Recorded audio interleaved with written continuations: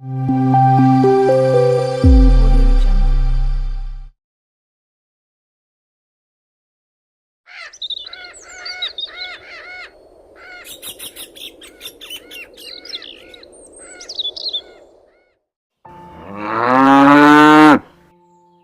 समय पहले की बात है। एक सुंदर गांव में एक छोटा सा घर था जिसमें दो भाई अपनी बूढ़ी माँ के साथ रहते थे। दोनों भाई की शादी हो चुकी थी। उनकी माँ अपनी बड़ी बहू और बेटे को ज्यादा मानती थी और छोटी बहू के साथ हमेशा बुरा व्यवहार करती थी।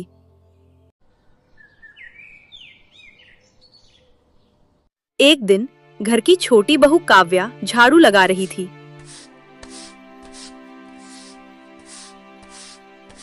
बड़ी बहू अंजलि बरामदे में बैठी चाय पी रही थी। बूढ़ी माँ घर के बाहर आंगन में चारपाई पर बैठी हुई थी। सारा घर का काम मुझसे ही क्यों कराया जाता है? ना कोई मदद, ना कोई मान। मेरा तो जीना हराम कर रखा है।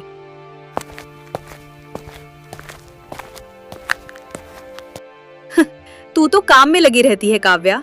तुझे काम किए बिना चैन ही नहीं आता। आपकी तरह नहीं हूँ जो पूरे दिन बस आराम ही करना चाहती है। अरे काव्या, जुबान संभाल कर बात कर। बड़ी बहू से इस तरह बात करते शर्म नहीं आती? माँ जी, मैंने कुछ गलत नहीं कहा, बस मन में था तो निकल गया।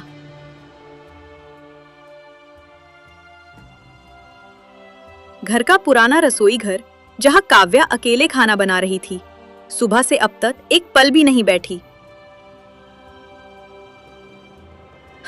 माँ जी को तो बस बड़ी बहू में ही देवी दिखती है और मैं तो बस नौकरानी बनकर रह गई हूँ। तभी काव्या का पति आकाश रसोई में आता है। काव्या, कुछ मदद कर दूं? नहीं जी, आप तो बस मजदूरी करने जाने की तैयारी कीजिए, जैसा कि आपके घर वाले चाहते हैं। मैं कर लूंगी घर का काम अकेले। काव्या, माँओं को कुछ समझाना मुश्किल है। वो बचपन से ही भैया को ज्यादा मानती आई है और बहू के रूप में भी वो अंजलि को ही देखती है।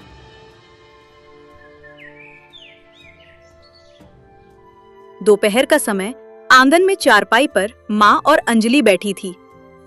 अंजलि बेटी, तू तो इस घर की लक्ष्मी है। तेरे भाग्य से ही मेरे घर में पोती हुई है। माँ जी, ये सब आपका आशीर्वाद है। और उस काव्या को देखो, वो तो बस अपनी दुनिया में मस्त रहती है। हाँ, बस खुद को ही चालाक समझती है वो। तेरे जैसे संस्कार थोड़े ही हैं उसमें। काव्या दूर से सब सुन रही थी। उनकी बातें सुनकर काव्या को बहुत दुख होता है।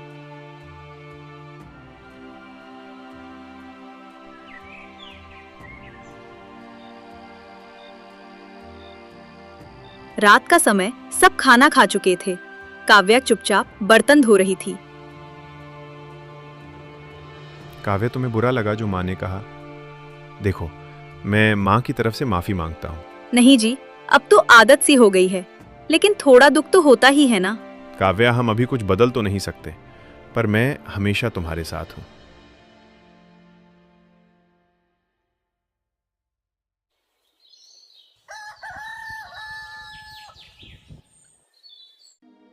बहू, आकाश को समझा दो कि काव्या को ज्यादा सिर चढ़ाना ठीक नहीं। औरतों को उनकी जगह पता होनी चाहिए। आप चिंता न करें माँ जी, मैं सब संभाल लूंगी।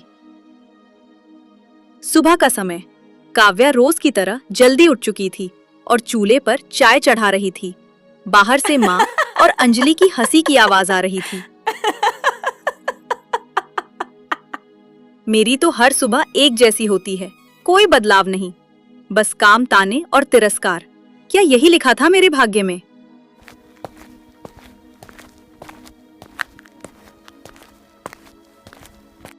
तभी काव्या की सास रसोई में आती है। काव्या, अंजलि के लिए अदरक वाली चाय बना देना, आज उसकी तबीयत थोड़ी नासाज है। मेरी भी तो रात से तबीयत ठीक नहीं है माँ जी, फिर भी आपने मुझसे कुछ नहीं पूछा। ओह, अब बीमारी के बहाने बनाने भी सीख लिए तूने। अरे अंजलि से कुछ सीख, जो बिना शिकायत सब करती है। काव्या चुपचाप आंसू रोकते हुए चाय में अदरक डालने लगती है। उधर बड़ा भाई विकास काम से लौटता है। माँ, मैं आ गया। हाँ बेटा, थक गया होगा। अंजलि, जल्दी से पानी ला। अभी लाई माँ जी। काव्या सब देख रही थी। कि किस तरह बड़े बेटे और बहू का सम्मान किया जा रहा है, लेकिन उसे कोई नहीं पूछ रहा।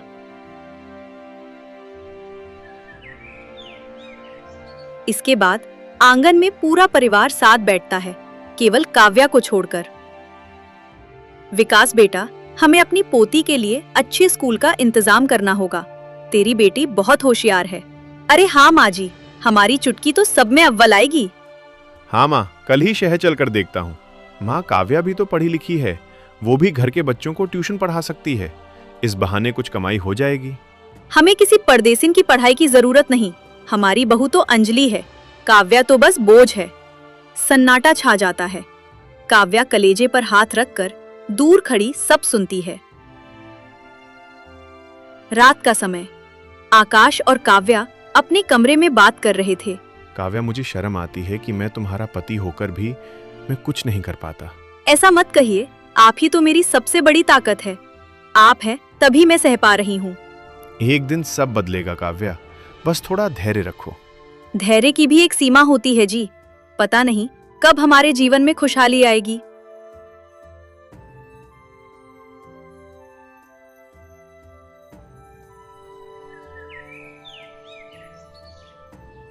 अगले दिन गांव की चौपाल पर बुढ़िया एक औरत से बात कर रही थी।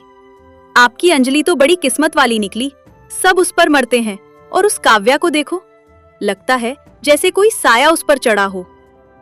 हाँ बहन जी, मेरी सेहत का ख्याल भी मेरी बड़ी बहू अंजलि ही रखती है। काव्या घर में तो है, लेकिन मन में नहीं। बिना संतान के बहू का क्या मोल।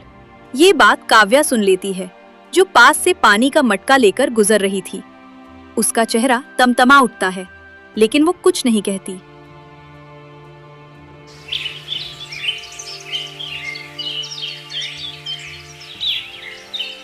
शाम का समय, अपने कमरे में माँ बिस्तर पर लेटी थी। आज उसके हाथ कांप रहे थे, चेहरा पीला पड़ चुका था। काव्या उनके पास बैठकर उनका सिर दबा रही थी। माँ जी, आज आप बिल्कुल भी ठीक नहीं लग रही हैं। चलिए अस्पताल चलते हैं। नहीं, जरा सी थकान है। अंजलि से कहो तुलसी का काढ़ा बना दे। मैं बना लाती हूँ माँ जी, लेकिन मुझे लगता है अब देरी नहीं करनी चाहिए। तभी आकाश कमरे में आता है। काव्या ठीक कह रही है माँ, आपकी हालत ठीक नहीं है। मैं भैया को बुलाता हूँ। विकास भी बूढ़ी माँ के पास आ जाता है। क्या हुआ माँ को? विकास जी, अचानक से माँ के हाथ पैर ठंडे हो गए और इन्हें सांस लेने में भी तकलीफ हो रही है। चलो देर मत करो, गाड़ी निकालो आकाश, माँ को तुरंत अस्पताल ले चलते हैं। दोनों भाई माँ को लेकर अस्पताल पहुँचते हैं। अस्पताल का इमरजेंसी वार्ड। डॉक्टर माँ को स्ट्रेचर पर लेकर अंदर ले जाते हैं। दोनों भाई बाहर बेचैन खड़े थे। काव्या और अंजलि पास में चुपचाप बैठी थी। आप बहुत देर से लाए हैं। इनकी हालत पहले ही बहुत बिगड़ चुकी थी। इन्हें सीवियर कार्डियक अटैक हुआ था। क्या मतलब डॉक्टर साहब? हमें खेद है, आपकी माँ अब इस दुनिया में नहीं रही। माँ ऐसे कैसे चली गई? मैं तो उन्हें अपनी बेटी के स्कूल एडमिशन के लिए अपने साथ शहर ले जाने वाला था। माँ को कभी खुद की चिंता ही नहीं थी। वो हमेशा किसी और की चिंता में ही लगी रहती।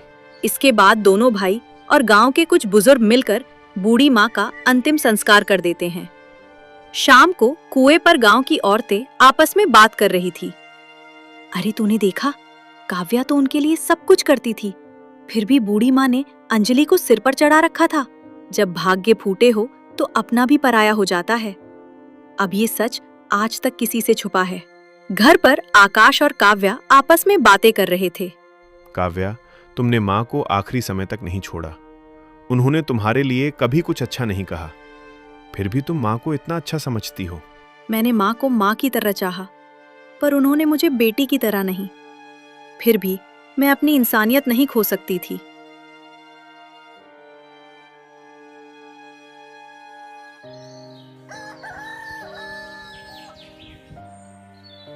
एक महीने बाद आंगन में दोनों भाई बैठकर माँ की जमीन जायदाद के कागज ढूंढ रहे थे। तभी एक पुरानी लोहे की पेटी से माँ की संपत्ति से जुड़े दस्तावेज निकाले गए। देखो आकाश, कुल मिलाकर 5 बीघा जमीन है और पुराना घर। अब इसे हमें आपस में बांटना है। हाँ भैया, आधा आधा बांट देते हैं, यही ठीक होगा। नहीं, ऐसा नहीं चलेगा। मेरा परिवार बड़ा है, मेरी बेटी है, आगे उसका भविष्य भी देखना है। तो क्या भैया, मैं तुम्हारा छोटा भाई हूं, मेरा भी परिवार है और मैं भी इस जमीन का बराबर का हिस्सेदार हूं। सुन, मां मरने से कुछ दिन पहले मुझसे बोली थी कि आकाश की कोई संतान नहीं है, तेरे जिम्मे ही सब कुछ रहेगा, इसीलिए तुझे सिर्फ 30% हिस्सा मिलेगा। भैया, मां ने मुझसे ऐसा कुछ नहीं कहा और ना ही उन्होंने कुछ लिखकर छोड़ा है।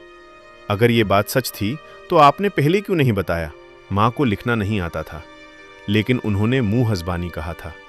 अब तू माने या ना माने, मुझे तो 70% हिस्सा चाहिए।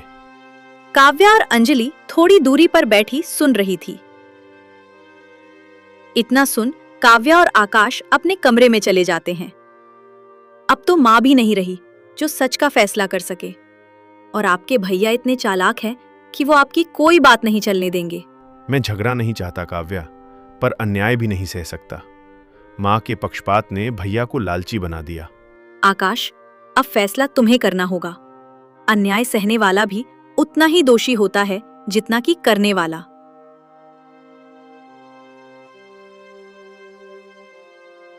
उधर अंजलि और विकास खुशी से आपस में बातें कर रहे थे। आपने सही किया जो जमीन का 70% अपने पास रखा। यदि हम उन्हें बराबर का हिस्सा देते तो हमें क्या बचता? हाँ, मैं बड़ा हूं और जमीन का ज्यादा हिस्सा रखने का हक मुझे ही है।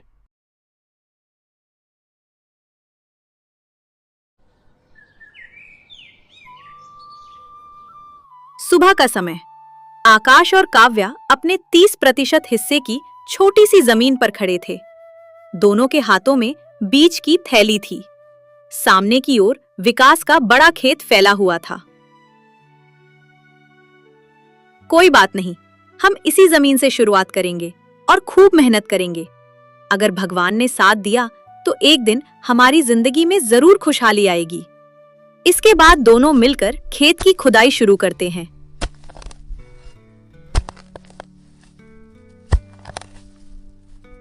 वहीं दूसरी ओर विकास हल से अपनी जमीन जोत रहा था।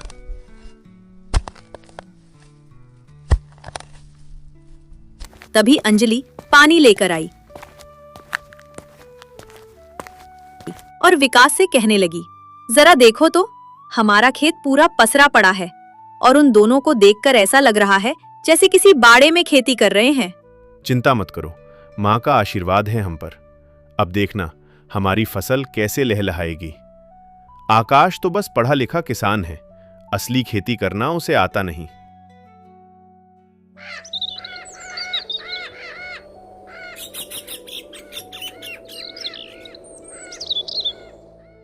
घर में काव्या और आकाश थके हुए आते हैं। काव्या, आज पूरी जुताई हो गई, कल से बीज डालना शुरू करेंगे। हाँ, हमारा खेत छोटा जरूर है, लेकिन इसमें हमारा पसीना और सच्चाई दोनों बोई जाएगी। दोनों मुस्कुराते हैं, पर आंखों में अब भी थोड़ी चिंता थी।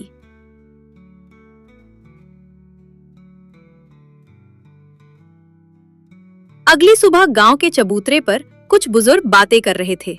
सुनो, विकास ने तो बिना पंचायत की बात माने ही ज्यादा जमीन पर कब्जा कर लिया। आकाश भी जमीन कम होने के बावजूद भी खूब मेहनत कर रहा है। यही तो असली किसान की पहचान है। कुछ हफ्तों बाद दोनों खेतों में फसल उगने लगती है।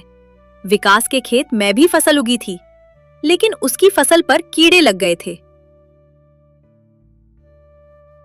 वहीं दूसरी ओर आकाश का छोटा सा खेत हरा भरा दिख रहा था। उसके खेत में सोने जैसी फसल लहरा रही थी।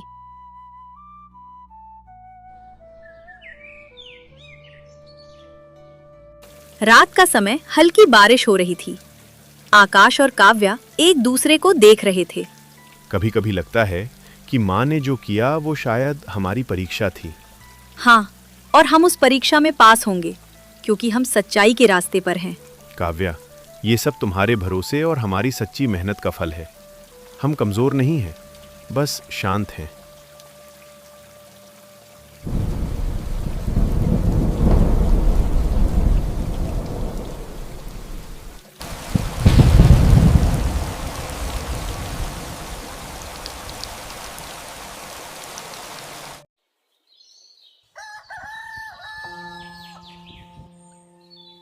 सुबह का समय।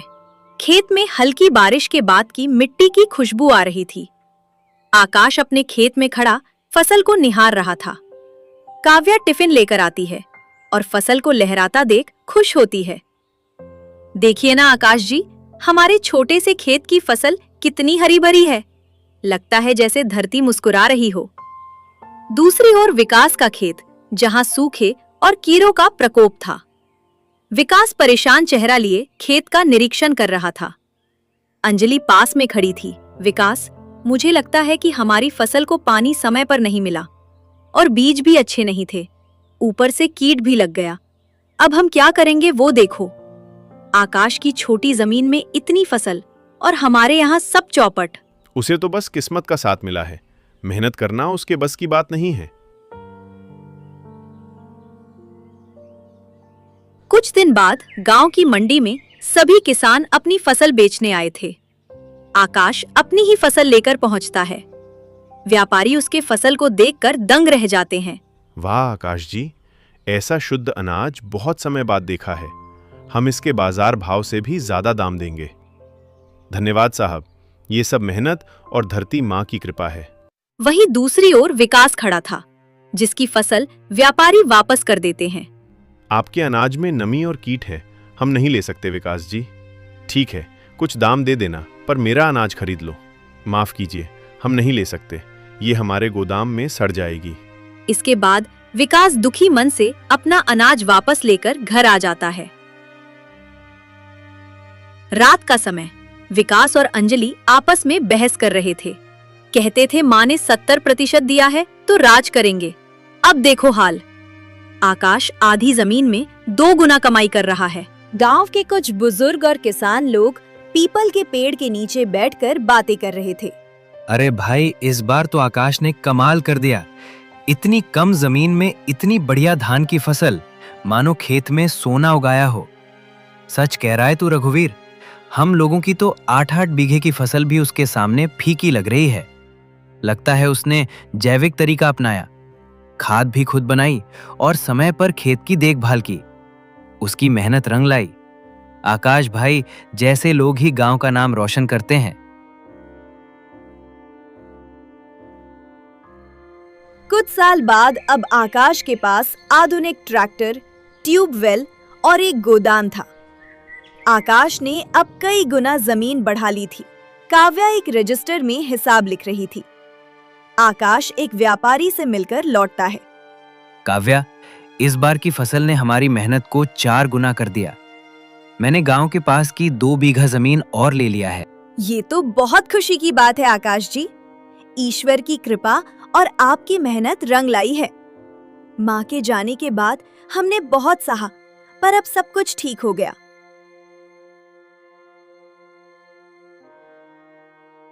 रात का समय घर में सन्नाटा था।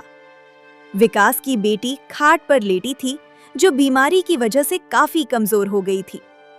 विकास और अंजलि उसकी ओर चिंतित निगाहों से देख रहे थे। एक कोने में दवाइयों की थैली रखी थी। विकास, दवाई की आखिरी खुराक भी दे दी। डॉक्टर कह रहा है कि ऑपरेशन जरूरी है। अंजलि, 2 बीघा जमीन बेच चुका हूं, अब कुछ भी बचा नहीं। ऊपर से सेठ हर दिन आकर धमकाता है। विकास का चेहरा पसीने से भीगा हुआ था और आंखें डरी हुई। विकास, मेरे पास एक रास्ता है। हम आकाश से मदद मांगेंगे। क्या? आकाश से? मैं उसके आगे हाथ नहीं फैलाऊंगा। विकास, अब बात अहंकार की नहीं, हमारी बेटी की जान की है। अगर आज माँ जिंदा होती तो शायद ये दिन ना देखना पड़ता। ठीक है, कल सुबह चलेंगे, जो होगा देखा जाएगा।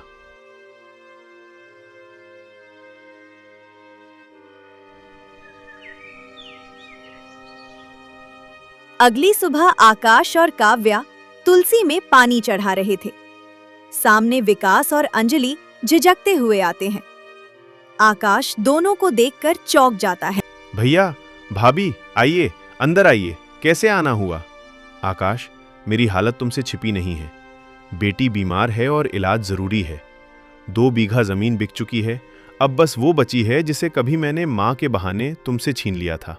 भैया आप बैठिए, ये घर भी आपका है और हम भी। कहिए कितना चाहिए? आकाश, सेठ रोज धमकाता है, कहता है अगर मेरे पैसे वापस नहीं मिले तो जमीन पर कब्जा कर लूंगा। आप चिंता मत कीजिए भैया, मैं कल ही अस्पताल का पूरा खर्च उठाऊंगा और सेठ का कर्जा भी चुका दूंगा।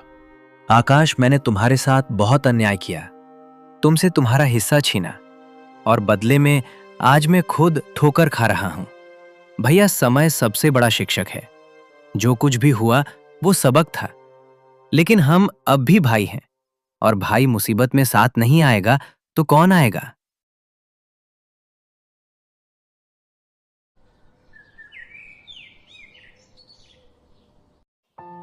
अब घबराने की जरूरत नहीं।